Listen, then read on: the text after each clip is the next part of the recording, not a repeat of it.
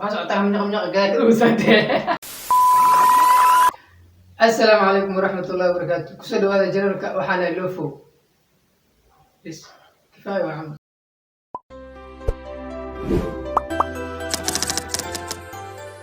Waxaa jirta haweeney marka uu ninkeeda soo iibsado shaati cusub ku tiraahda ma waxaa kaaga qiimo badnaaday gurigaaga shaatigan, yani ayagoo ka hadlaysa qarashka uu shaatiga kasoo bixiyey.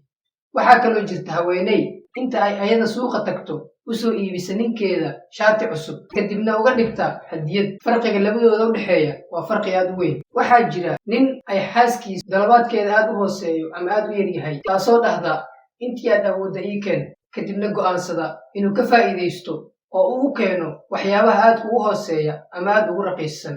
waxaa jira nin markii ay xaaskiisa dhahdo waxba uma baahni u keena wax badan, markii ay dalabkeedu u hooseeyana ugu bedela waxyaabo qaali ah ama aad u badan. waxaa jirta haweeney marka ninkeeda uu qalad yar uu galay uu u ictiraafo ama uu u sheego ugu beddesha noloshiisa qaylo iyo buuq iyo dagaal. waxaa kaloo jirta haweeney marka ninkeeda qalad yar uu u qirto ama ictiraaf yar uu qalad uu ka galay uu sameeyo ka dhegaysata, u noqoto walaal iyo saaxiib, qarisa dareenkeeda iyo xanuunkeeda. markii uu ninkeeda dego ama arrinta degto dhahda waxaan iyo waxaan way khaldanaayeen, saan iyo saan inay u dhacaanna ma rabin. farqiga u dhexeeya labadooda waa mid aad u weyn. waxaa jira nin marka uu arko haweenaydiisa oo meel fadhisa rabta inay halkoo saac nafteeda la qaadato, u dira hawl adduun iyo waxaas ii keen, maxaa meesha ku dhigay iyo hawl la'aan miyaa tahay. waxaa kaloo jira nin marka uu arko haweenaydiisa shaqo, hawl guri iyo guri hagaajis darteeda nafteeda ilowday, u dhaha ka waran haddii aad asxaabtaada wacdo ama aad u tagto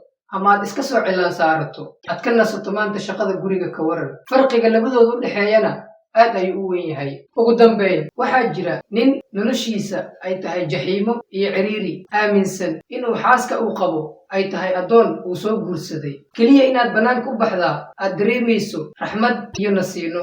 waxaa kaloo jira nin la noolaashihiisa iyo agjooggiisa ay tahay raxmad iyo raaxo, yaqaana sida lagaaga qosolsiin kara. hal saac oo ka mid ah maqnaanshihiisa aad dareemayso inay tahay cariiri iyo cadaab. farqiga labadooda u dhexeeyana aad ayuu u weyn yahay. haddii uu muuqaalka ku cajibiyey, fadlan subscribe saar, like saar, asxaabtaadana la wadaag si ay noogu soo biiraan. iskuna day inaad daawato muuqaalada xiga. wassalaamu calaykum waraxmatullahi wabarakaatu.